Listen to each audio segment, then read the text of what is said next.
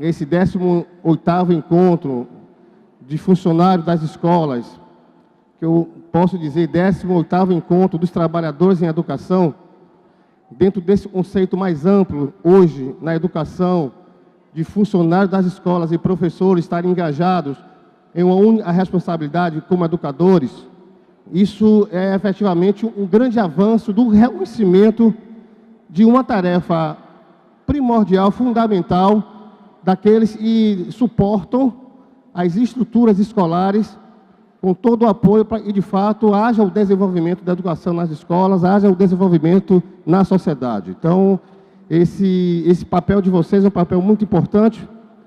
Esse, me parece, é o 2º encontro de funcionários que eu participo. E eu tenho certeza que a PLB está ajudando a construir cada vez mais uma elevação do processo consciente do papel que cada um tem a desenvolver nesse sentido. Eu não vou gastar os 40 minutos, e o Nivaldino me falou.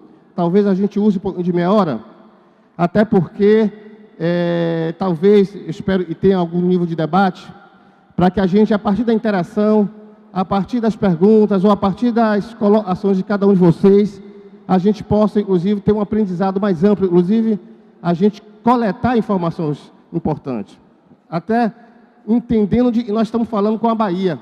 Perguntei aí a Enéas, ele me falou, e aqui deve ter mais de 300 municípios presentes.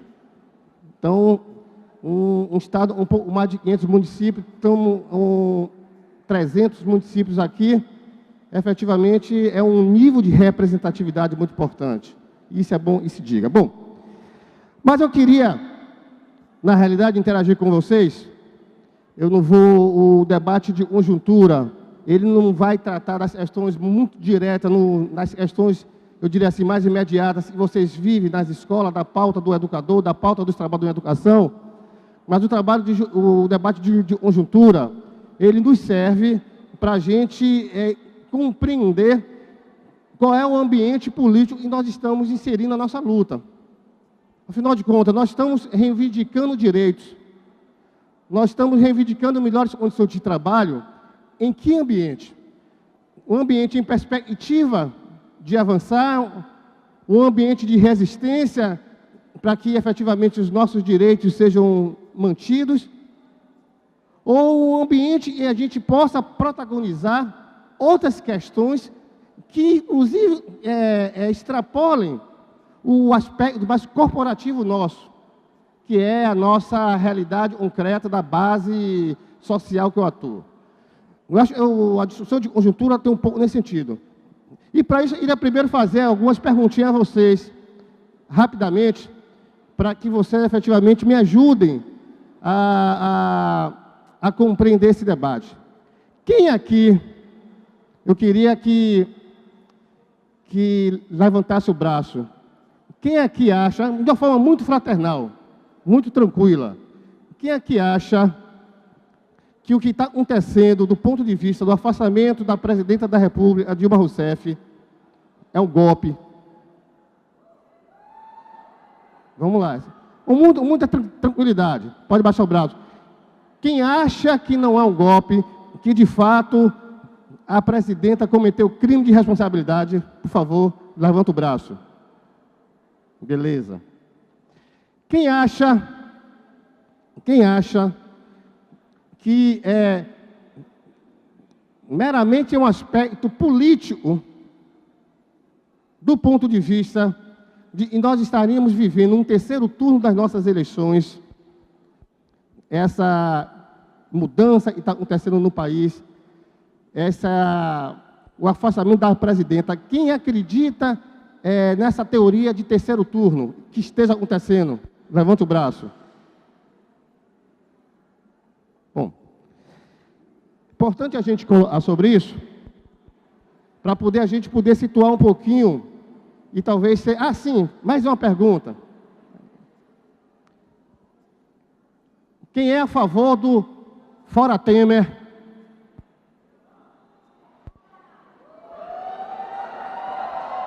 Baixa o braço.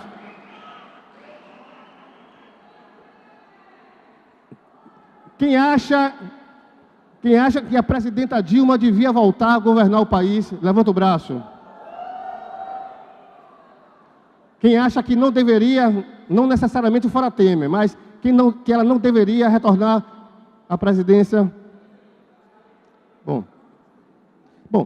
Bom, companheiros, é importante a gente situar sobre isso, porque quando esse debate na sociedade, ele pairou sobre a questão da acusação do crime de responsabilidade, das chamadas pedaladas fiscais, que é um dos assuntos, um dos temas nas quais está se afastando a presidenta. Vamos lá, pessoal, na hora da volta. No fundo, e algumas pesquisas mostraram isso, a maioria do povo, por mais que a presidenta estivesse sendo denunciada de um crime, mas a maioria do povo, o que estava prevalecendo, na realidade, era o combate à corrupção. Então, delegou-se para o governo que esse era um governo corrupto, que todos os males de corrupção estavam nesse governo e estava sendo conduzido pela presidenta da República. Então, algumas pesquisas mostraram, inclusive, infelizmente, essa situação. E mais do que isso, dentro de um ambiente de crise econômica, com o aumento do desemprego, aumento da inflação e uma série de outras questões, e um forte aparato midiático denunciando o governo por uma série de questões que estavam postas, dentro desse ambiente, a maioria do povo começou a achar que a presidenta Dilma não deveria ser mantida no palácio. Só que eu acho que a gente precisa, e é importante em um debate de conjuntura fazer análise, é o seguinte: eu vou passar aqui muito brevemente sobre alguns aspectos. Primeiro, que o Brasil, como estava sendo pensado, Salete ainda bem que chegou, e para não me deixar sozinho, tá? Como estava sendo pensado, parecia que o Brasil estaria no verdadeiro caos. A ideia que, pelo menos, a gente percebia a partir dos meios de comunicação, e nós estávamos num poço completamente sem fundo. E o Brasil, infelizmente, não tinha alternativa, e o Brasil, infelizmente, estava no processo de difícil recuperação em termos de respeito à sua economia. Então, essa ideia foi construída, só que deslocaram dessa ideia, primeira questão é o seguinte, de que há uma grande crise mundial. Há uma grande crise do sistema capitalista. Há uma crise profunda na economia mundial que tem afetado os países, e em particular os países da Europa, em condições muito mais agravantes do que essas condições estão apostando e que inclusive atingiu o próprio país. Eles não passam a leitura e nós vivemos hoje num mundo globalizado, onde os mercados não têm barreiras, não têm fronteiras, e cada impacto de uma crise econômica em um país, naturalmente interfere em outros. Isso não é passado. A crise econômica do país passou-se exclusivamente a responsabilidade do governo, que não é verdade.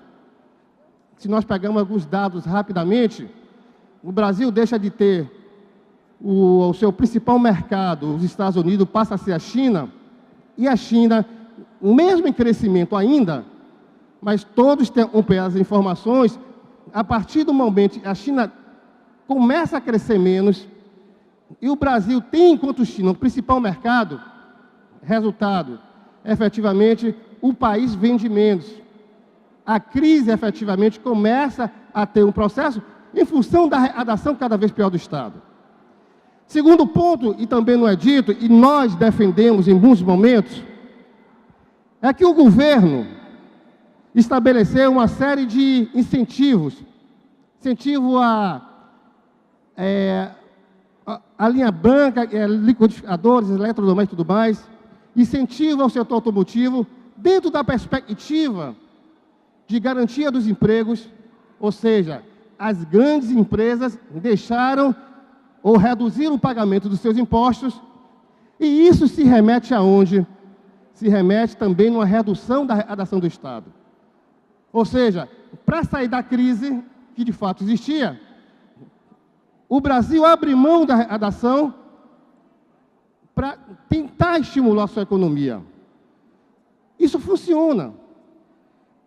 Quando a crise é curta, quando a crise é temporária, mas quando a crise é de longo prazo, quando nós estamos vivendo talvez uns falam primeira, mas seguramente a segunda maior crise que o sistema capitalismo vive, a médio e longo prazo, essas políticas, efetivamente, elas não se sustentam no que diz respeito à garantia dos empregos, à garantia da arrecadação do Estado para as suas políticas públicas, inclusive o repasse para os municípios, que foi quem mais pagou a conta.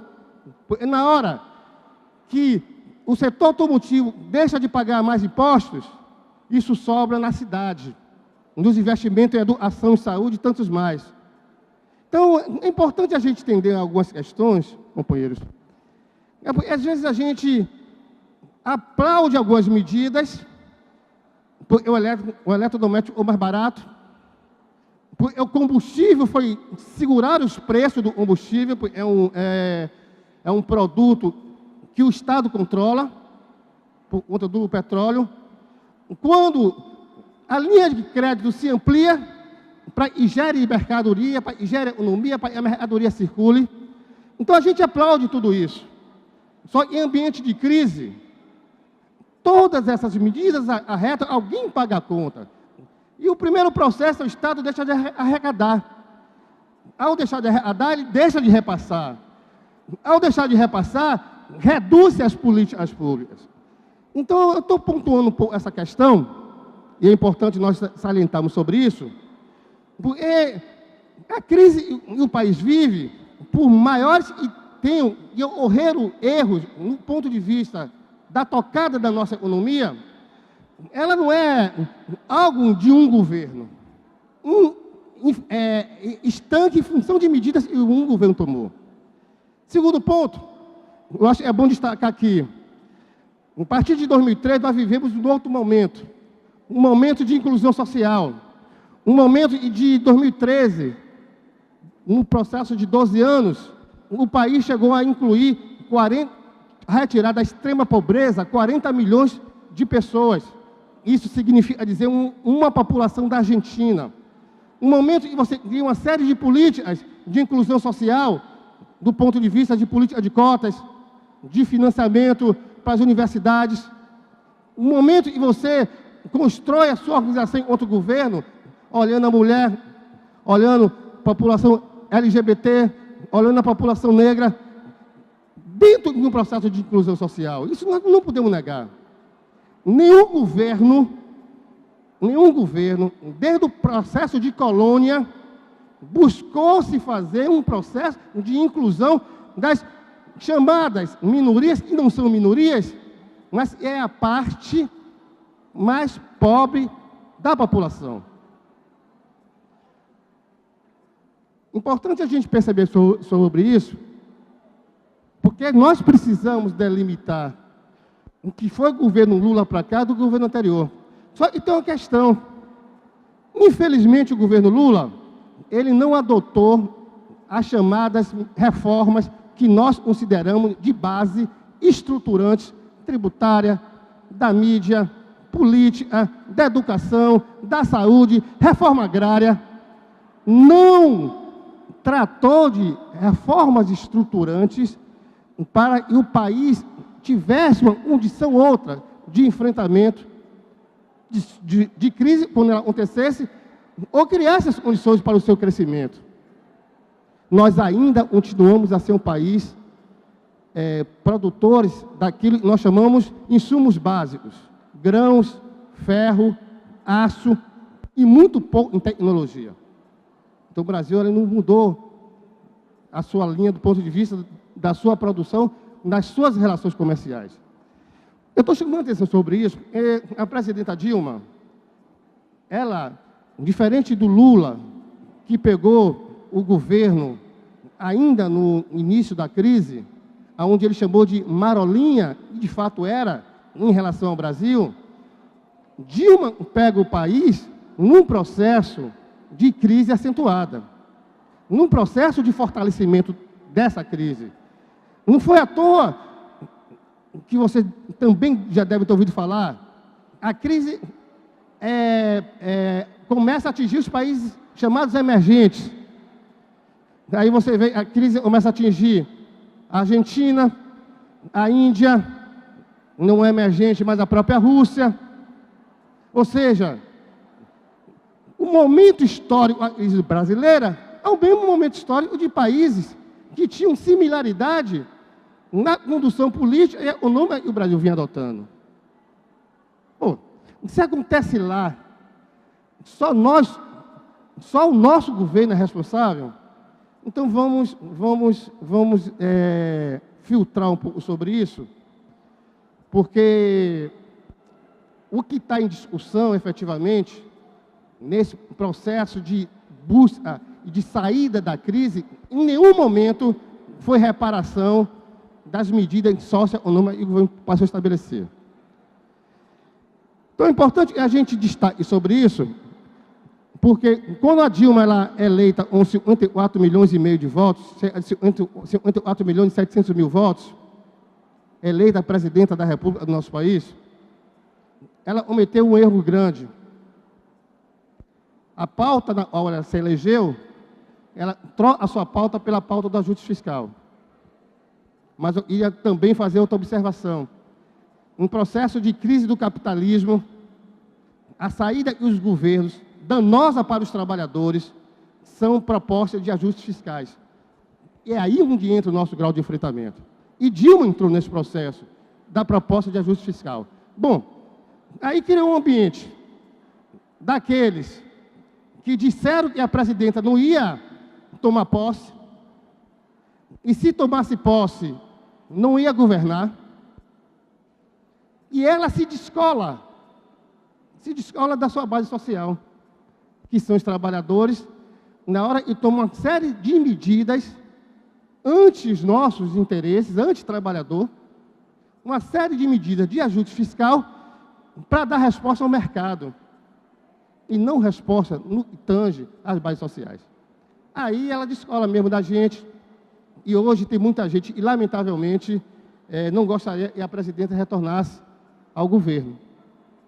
Só que a gente precisa, companheiros, compreender, companheiros, algumas questões acho, básicas. Eu acho, e é aí onde eu iria efetivamente começar a entrar no assunto. Primeiro é o seguinte, não vamos aqui nos iludirmos, se você olhar o mundo, se você olhar o que nós estamos falando aqui, há uma grande crise internacional, nós estamos dizendo aqui de a crise internacional tem levado os governos a tomarem propostas de ajustes fiscais. O que está na ordem do dia hoje é que o desenvolvimento econômico, com inclusão social, a partir do investimento do Estado, no mundo, está sendo substituído pela política exclusivamente de mercado, para atender não só o mercado, mas fundamentalmente ele que o financia, que é o sistema financeiro e seus grandes bancos. O mundo está constituído para resolver aquilo que vocês ouvem, o problema do humor do mercado. Ele não está para estabelecer um processo de inclusão para responder à redução das desigualdades sociais. A formatação hoje, a saída e buscam a partir do ajuste fiscal, é que a perspectiva e a tendência é da ampliação das desigualdades, porque o processo de acumulação vai crescer e vai aumentar. A resposta precisa, na leitura deles, ser para os mercados. Então, tudo aquilo que é na nossa pauta, políticas públicas, isso tem de acabar. Políticas públicas depende daquilo que a iniciativa privada entender dentro do processo de crescimento econômico que a iniciativa privada tiver. É esse o modelo, é esse o desenho, é essa mudança de estado social que está sendo mudado em todo o país. E aí, quando a gente não percebe, acha que o que está em discussão, e se teve em discussão no Congresso, do afastamento da presidenta, o que está em discussão no Senado, o pedido do impeachment, que a gente acha, alguns acham que é uma questão da corrupção, outros acham vamos mudar o Estado, como se a gente pudesse mudar um governo de uma hora para outra. A gente não tem a compreensão exata do que representa o processo democrático no nosso país. Não sei quantos aqui viveram a ditadura militar, e foi um processo mais recente.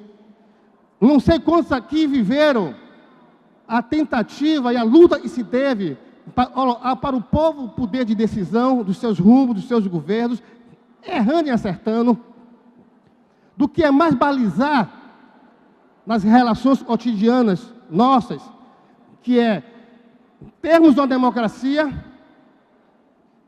e termos um Estado democrático de direito, onde o direito à liberdade seja um direito efetivo de todos nós, de cada um da gente.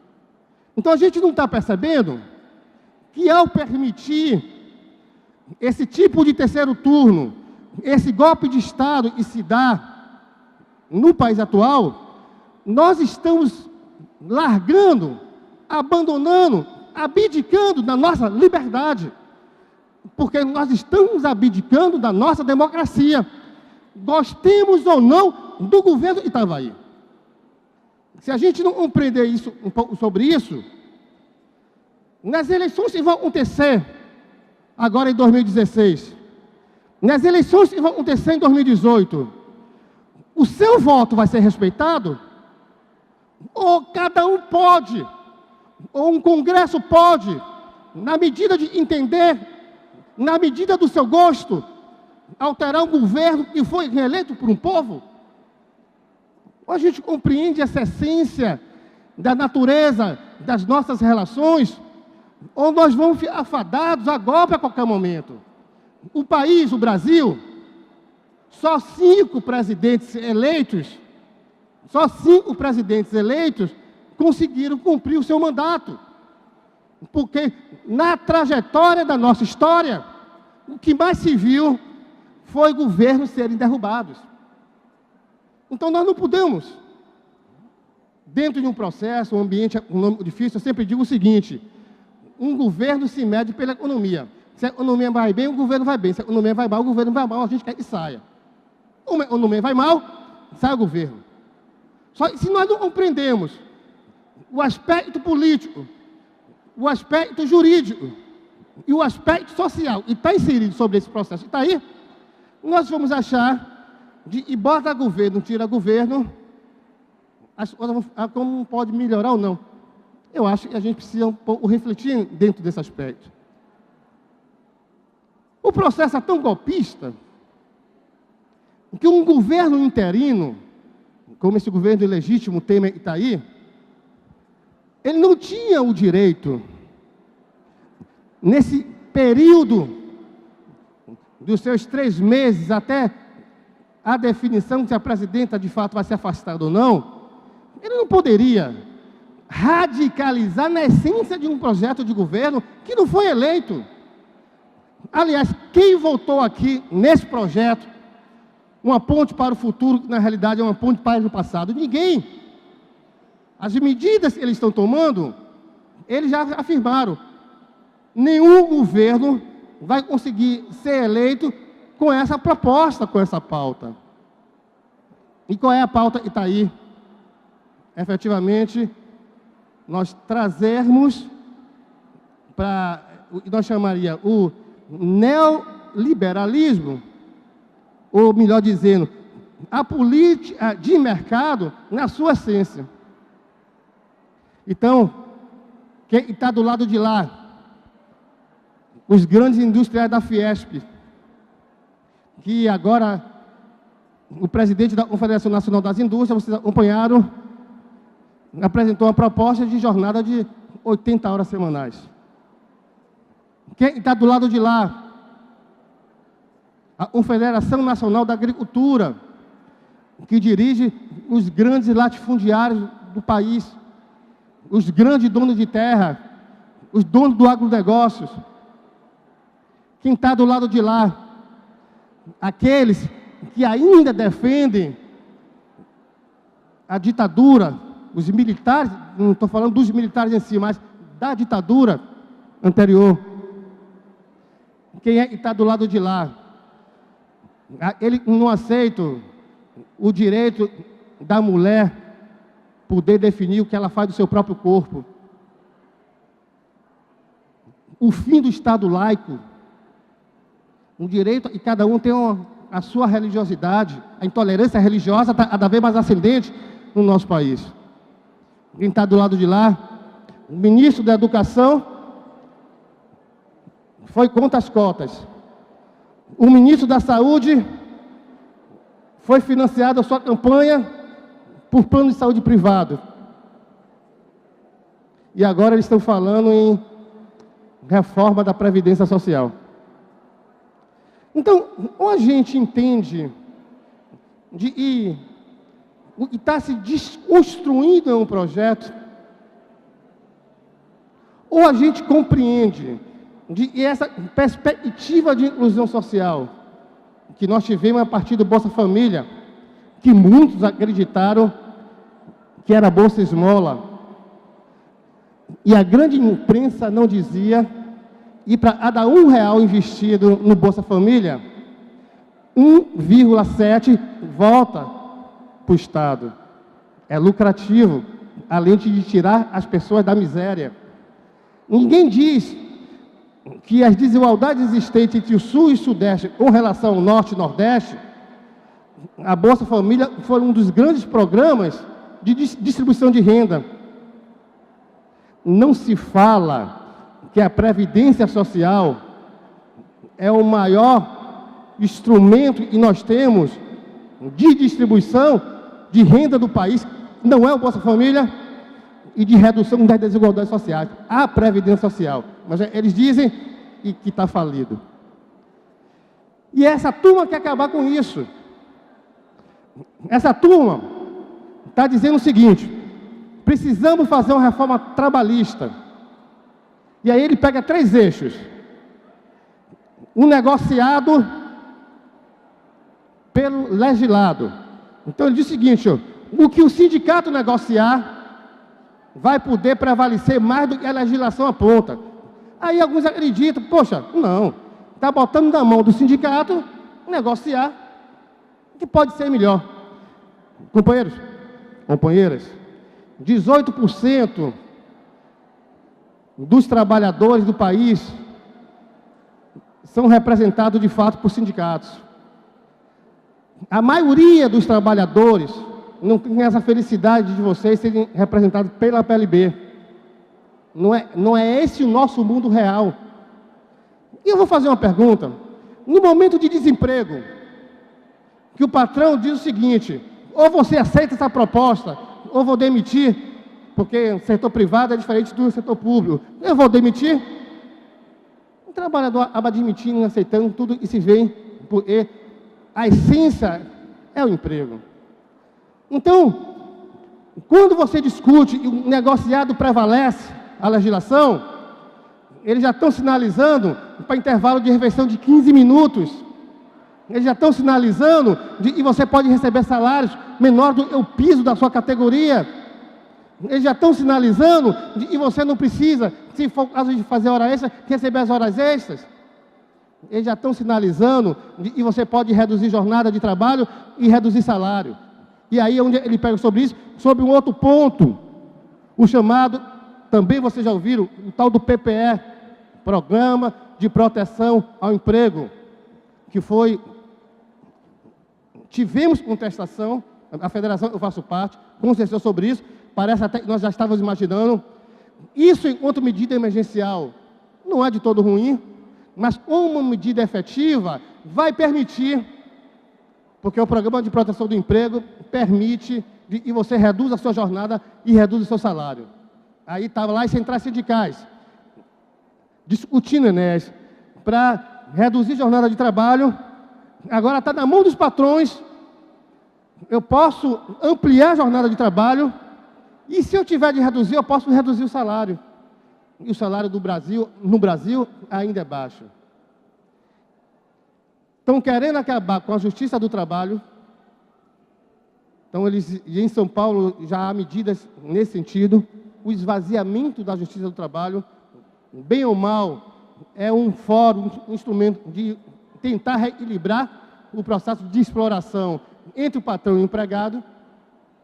Então, são iniciativas que estão sendo tomadas que a gente precisa, a partir das medidas que o governo, em legítimo Temer, possa apontar, eu acho que começa aí a nossa ficha, e o problema não são as pedaladas fiscais.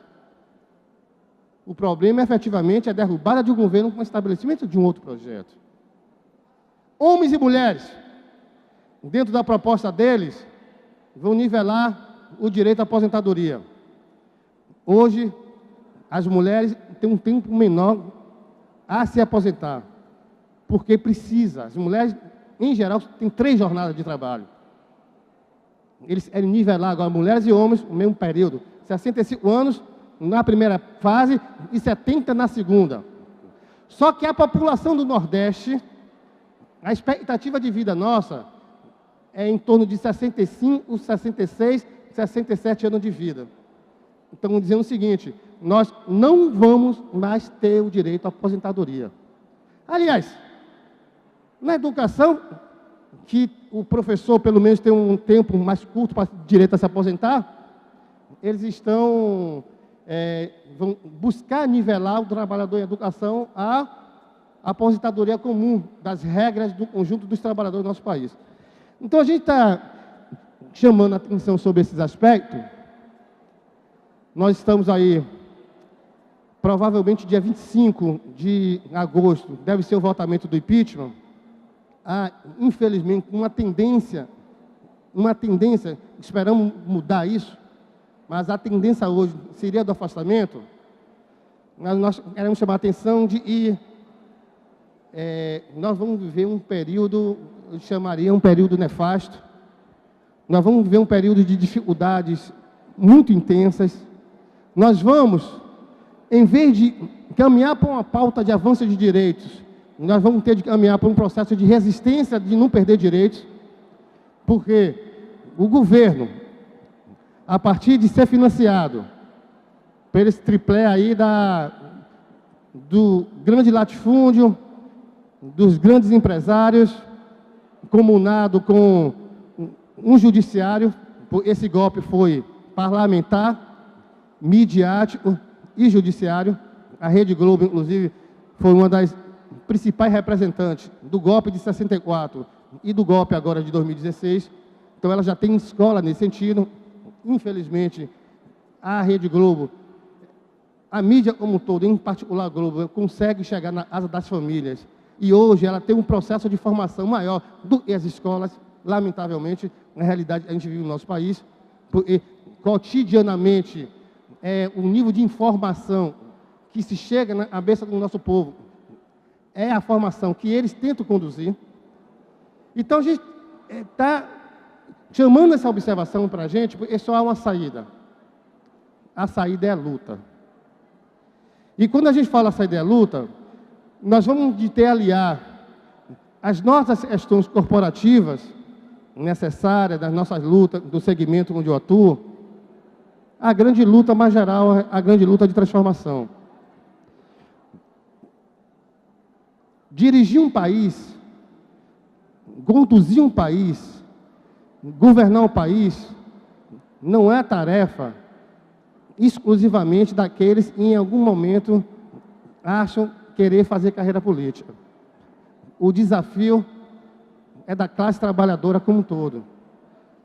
O desafio é dos movimentos sociais, inclusive os sindicatos, ter esse caráter, ter esse papel de fazer. Aliás, o sindicato nasceu tendo um caráter estatizante. Estatizante, eu falo, olhando, disputando a perspectiva de conduzir o Estado. O sindicato nasce assim. O sindicato nasce fazendo a disputa, ele era dono dos meios de produção, com a necessidade de representar os trabalhadores nas condições de trabalho deles, minorar os problemas, mas, ao mesmo tempo, conduzir o processo político. Esse é o nascedouro do movimento sindical. Ao longo do tempo, ele entrou em deformação e começou, inclusive, a olhar o seu próprio umbigo, a sua própria categoria, o próprio segmento. E isso nós precisamos romper. Então, quando vocês ouvirem o sindicato debatendo os rumos da sua cidade, do seu estado, do seu país, quando vocês se colocarem à disposição de tentar representar, a partir de uma Câmara de Vereadores, de uma Assembleia Legislativa ou de um Congresso Nacional, o segmento que você atua, além dele, toda a sociedade, vocês têm mais de legitimar a perspectiva de buscar fazer esse nível de enfrentamento. Porque agora está aí. Eu ouço muitas vezes na porta ou dos bancos ou das fábricas, negócio de política. No nosso caso aqui, o piso na educação, eles vão tentar acabar, vai deixar de ter a correção que tem tido nos últimos anos, do ponto de vista da correção da inflação, em mais algum grau de aumento, em função da questão do PIB. Isso se encerra, e nós vamos ficar efetivamente fadados ao aspecto da meritocracia, porque eu estava outro dia acompanhando um debate, eles estavam dizendo o seguinte: a política de crescimento do piso do professor, a gente está falando de um corpo de funcionários, vai ser substituída por uma política de abono. Ou seja, o abono só é possível se o professor fazer valer o direito a receber aquele abono. Bom, uma política como essa, naturalmente, por natureza, ela vai em toda a sua linha, em toda a sua cadeia, em todos os ambientes nas quais a educação atua. O crescimento salarial de vocês, em função de reposição de inflação, em função da possibilidade da busca pelo aumento real, ele vai deixar de existir. Tá? E só para encerrar, Enéas, vocês estão acompanhando o debate do projeto de lei 457, que discute o refinanciamento das dívidas do Estado, que o governo federal obriga a que os estados não façam política de crescimento salariais, deixe de fazer concurso público e possa ampliar a terceirização. Eu refinancio a sua dívida, mas ao mesmo tempo você vai ter de fazer o ajuste fiscal no seu estado. E o ajuste fiscal, todas as vezes que vocês ouvirem ajuste fiscal, leia-se medidas anti-trabalhador. Pode ler. Porque vão ser medidas que vão ou retirar direitos ou inviabilizar que nós tenhamos acesso a novos direitos. Então, as medidas que o governo ilegítimo está propondo aos estados vai bater na contramão daquilo que vocês vão debater aqui. A necessidade de concurso público, a necessidade de valorizar o trabalhador da educação, porque tudo isso não vai ser permitido, e mais do que isso, uma das iniciativas do projeto que o governo está buscando estabelecer é que o próprio debate, a própria construção do acordo no Estado possa ser feito pelo governo federal, tirando o papel do Estado de negociar com os seus trabalhadores os direitos nas quais as relações estão buscando constituir. Então, a gente está aqui nessa provocação, na realidade, dizendo para vocês que nós não temos notícias boas, compreendendo que nós vamos precisar levar para cada município nosso, fazer esse debate, gostemos ou não de um governo, mas compreender o que está em risco, o que está em jogo, e, de fato, a gente buscar apontar quais são os rumos que nós precisamos estabelecer. A CTB, nós fazemos parte da Frente Brasil Popular, mas a CTB tem uma posição, e na sua direção já foi aprovada, e para encerrar mesmo, e nós achamos, e precisamos garantir o mandato da presidenta Dilma. E nós achamos que a presidenta Dilma devia constituir um plebiscito popular para perguntar ao povo se o povo quer ou não quer novas eleições. Dar o direito ao povo definir se eles querem a continuidade do mandato ou se esse mesmo povo quer escolher um novo ou uma nova presidenta da República, mas não um Congresso Nacional. Se nós temos eleições diretas, somos nós que temos de definir quem são os nossos governantes. E é isso que nós estamos defendendo.